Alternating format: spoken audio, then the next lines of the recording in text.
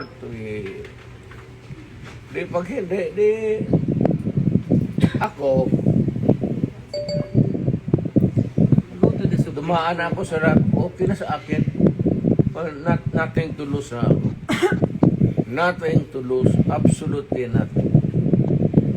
Hindi pa rin ako sabihin mo kulong ng habang buhay. Wala ako.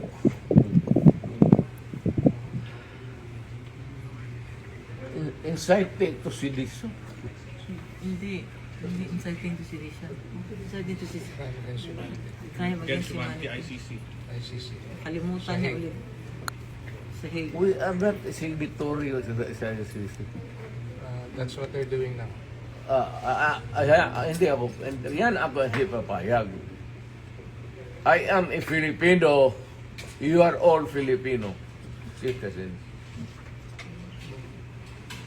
Ako, pag nagkasala, you prosecute me in Philippine courts with the Filipino judge, the Filipino prosecutor, and magpakulong ako dito sa bayan ko. Kung sakali. They're preparing you to bring you to the Hague. I am sure.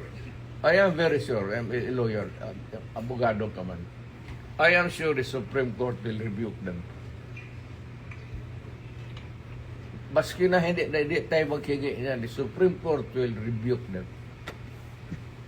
Tignan mo. Hindi pa bayad ang Supreme Court. Wala tayong extradition treaty.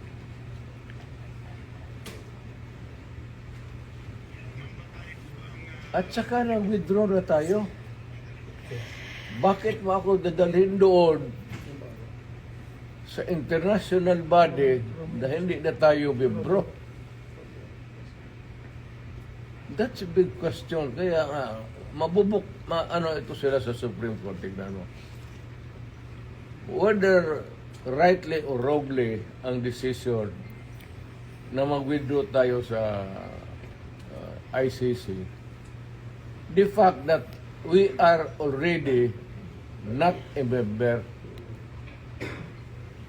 So, dapat intindihin ng mga abogado yan, pati sila, they should, ay ko naman, Torre, ask them seriously again. Kasi, malapit ka na mag-retire. So, just ask them, sigurado ba kayo dito? Kasi hindi na tayo membro ng ICC.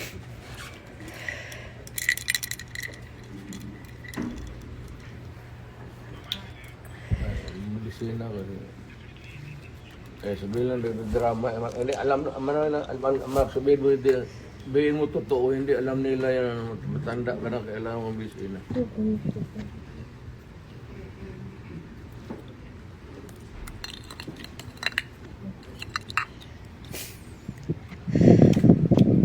Sabihin mo sa inyo, sabihin mo sa nagdadala ng kaso dito.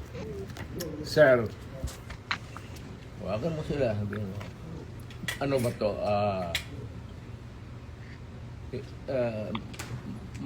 May variance kasi. Pero kung sasama ako sa iyo, huwag kang magtingin dyan, sasama ako sa iyo. Yes, sir. Thank you, sir. Total, Maraming salamat, sir. nandito naman tayo sa government facility.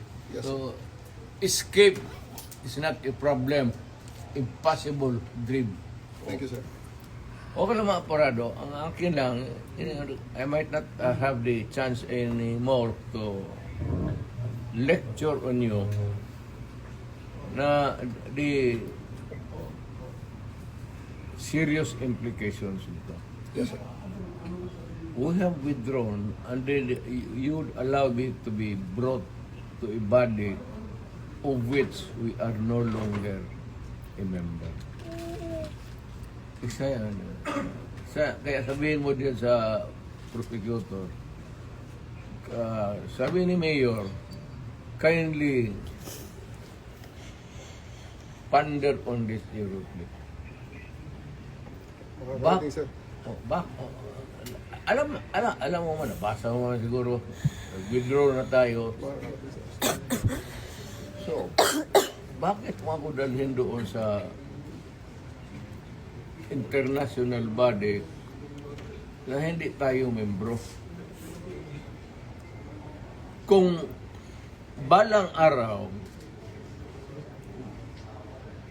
per chance, kung isa sa inyo magkakaroon ng kaso, at joking ko yung mga politika to, ay, alam mo naman politika ito. Sabihin ko siguro, doon hatakin mo yan doon sa maligayahan kayo niyan. I'm reminding you, not because I want to, I'm not berating you actually. I'm giving you a lecture na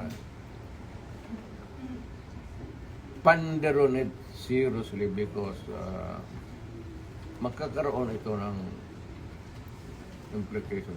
Una-una, I don't know about, but my family, lalo na si Vice President, if ikaw bukas mag-presidente yan, waswas tayong lahat dito. Or on a longer term, kung tatakbo yan, mananalo yan. Dahil nga sa ginawa ninyo tuloy, ano.